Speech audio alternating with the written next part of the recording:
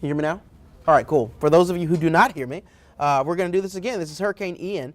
This is an update as Ian is getting closer and closer to Florida. The reason we hopped on to Facebook Live and all of our other streaming channels was to get you the latest information that just came out from the National Hurricane Center at 11 o'clock this morning. A very powerful, a very dangerous hurricane with 155-mile-per-hour winds. We're going to get you right back to the latest radar imagery. And what we're going to do here is take you to First Alert Radar. So our First Alert Radar is doing a really good job at showing the eye of Hurricane Ian, and look how wide that eye is. I'm going to zoom in here because Ella and I have been tracking this all morning, and you can see the outer eye wall where those dark reds are starting to pop up, especially on the southwest.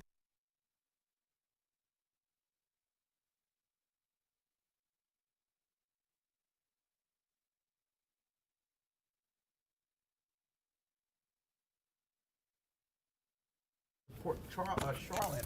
That's less than 30 miles of wind. That's where you're going to see those strongest winds that are beginning to come onshore here for parts of Florida. So again, just southwest of Port Charlotte is where we are seeing the heaviest of this, which is starting to move onshore. Landfall is within the next few hours, so early afternoon in the Port Charlotte area once that eye crosses over land.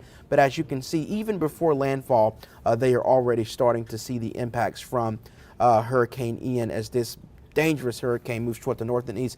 If you did not hear me before, I'm going to go back to the current wind speed in Ian, which is about 155 miles per hour. So for perspective, a Category 5 hurricane is 157 miles per hour, and we are just on the cusp of a Category 5 hurricane. Still a Category 4, and it's stayed that way for the past several hours. It's not impossible that those winds, though, start to go up a little bit as it inches closer and closer to landfall. So it's a really dangerous situation for our friends in Florida as that eye wall continues to approach the Fort Myers and Port Charlotte area. What we will do is lower our impacts here in Metro Atlanta because the track of Ian is further east than it was yesterday.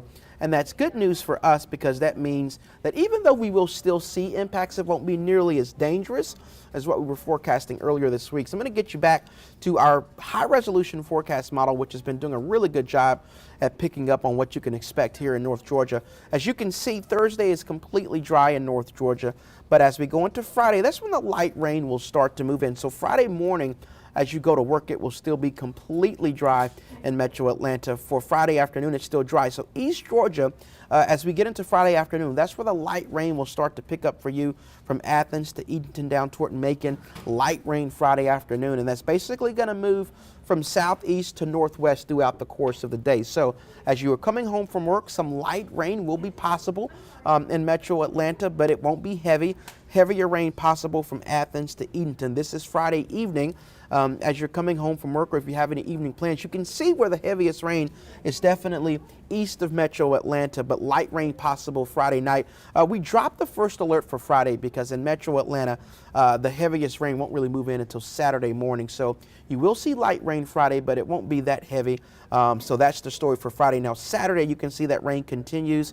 Again, we believe the heaviest rain may fall Saturday morning while most of us are asleep. So that's certainly good news. We're not really anticipating any flooding in Metro Atlanta, but scattered rain will continue throughout the day on Saturday. So Saturday does remain a first alert here for all of North Georgia because of that scattered rain and winds, which could gust up to about 30 miles per hour in Metro Atlanta. So the rainfall forecast really tells the story with the updated impacts. Notice as you go west of Atlanta, for those of you in Rome, Carrollton, LaGrange, for those of you in Paulding County, Douglas County, Coweta County, I mean, we're talking about like a trace to half an inch of rain. So you're going to see the least impact west of Metro Atlanta and west and northwest Georgia. For Metro Atlanta, we're forecasting about 1 inch to 2 inches of rain total.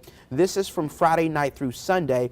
And then as you go east of Metro Atlanta and East Georgia, you're going to see the biggest impacts, including Gainesville, Athens, Edenton. We're starting to see some oranges, even reds pop up as you go into northeast Georgia. So while Metro Atlanta's impacts will be lower on Saturday, when you go up into the northeast Georgia mountains, you could still see 3+ inches of rain. So basically, the further east you go from Metro Atlanta, the higher the impacts on Saturday. No flash flooding threat in Atlanta on Saturday, but East Georgia, for those of you in Clark County, for those of you in Hall County, Habersham County, Rabun County, Towns County, down in Morgan County, Putnam County, Oglethorpe County, you may see an isolated flash flood risk. So we're going to be watching East Georgia on Saturday, but for Metro Atlanta, again, 1 to 2 inches of rain. Our flooding threat is starting to go down. So that's the latest update on Hurricane Ian. Again, a very powerful hurricane, and it's definitely a devastating event for our friends in Florida right now. I'm going to take you back to the radar real quick. This is our first alert radar, and you can see that eye, which is just southwest of Fort Myers, southwest of Port Charlotte, less than 30 miles now away from Port Charlotte, where you can see, even now, you can see that dark red that's popping up there on the northeastern side of that eye. That's indicating very heavy rain, and where you can see some of those stronger winds that's moving closer and closer to the shore.